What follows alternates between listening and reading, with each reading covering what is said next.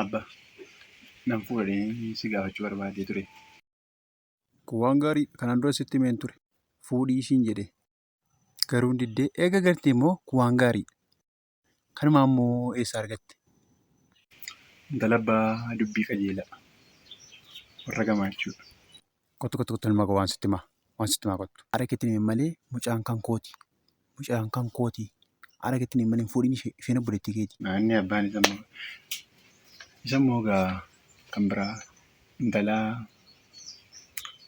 abbaa hundisaa warra gamaa.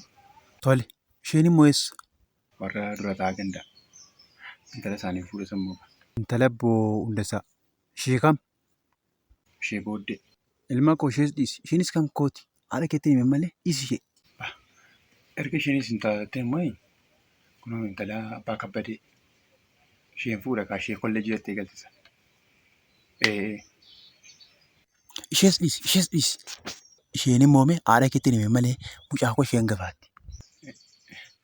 Biyyuma kan keetii akkaan kan hundumaa hin dhosonaa qe'een harmee kottee abbaa. Kottaa beeratti.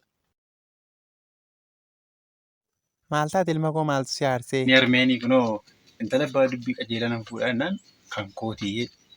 Akkasumas intala abbaa hundisaa nan fuudhaa kan kootii. Intala abbaa kabbadee nan fuudhaa kan kootii. Ani maanni karaa fuudhuun dhabee. Maalidha maaltu ta'aa jira? Yoomee tokko minyi. Sadan isaanii yoo fute immoo simmoo maaltu kan isaa godhe?